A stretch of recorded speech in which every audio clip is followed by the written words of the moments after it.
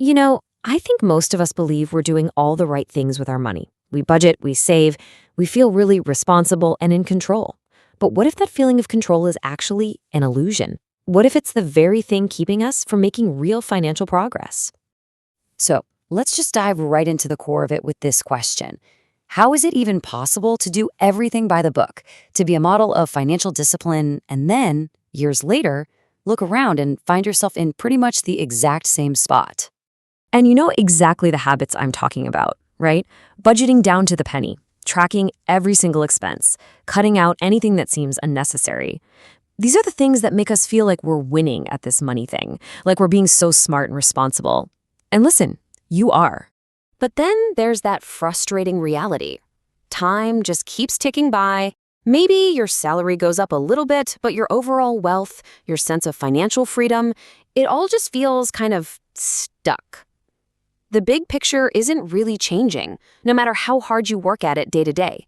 And here's the really uncomfortable idea we're going to dig into today.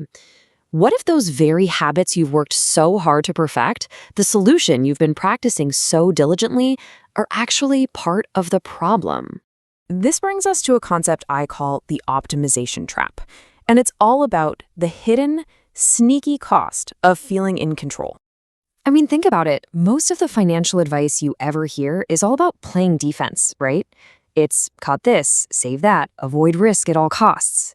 It basically teaches us to build these huge walls around our money just to protect what we already have. And what happens is this really subtle but incredibly powerful shift in your mind. When your main goal becomes protecting your money, you almost automatically stop thinking about how to actively expand it. You get stuck playing defense, never even thinking about offense. So what does this defensive mindset look like in the real world? Well, it looks like this. It's obsessing over the price of a daily coffee, spending hours and hours comparing prices just to save a few bucks, hunting down one more tiny subscription you can cut. These actions feel so productive, but really, they're just small-scale battles. And that is the trap.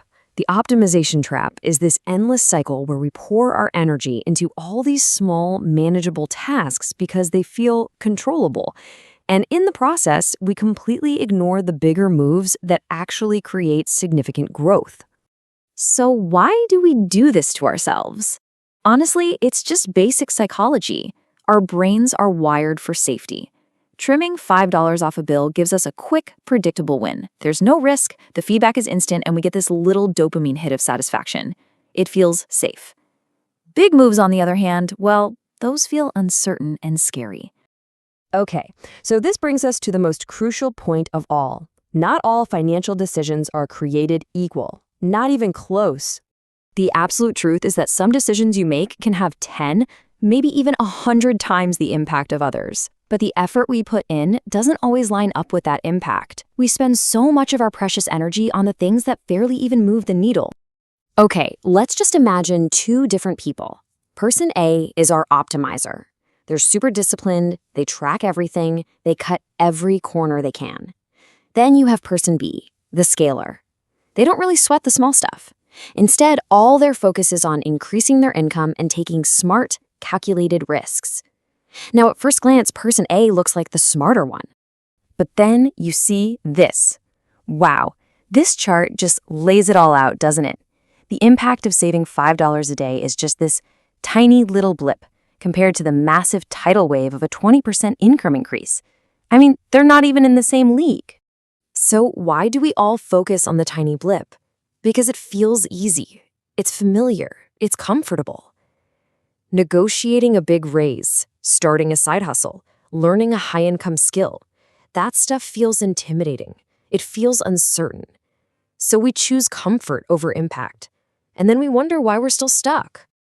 All right, so the big question is, how do we break out of this trap? Well, it takes a really conscious shift in where you put your focus, using a whole new framework that's actually designed for growth. Okay, here are 4 steps that are super actionable. First, shift your whole mindset from saving to scaling. Saving has a limit, right?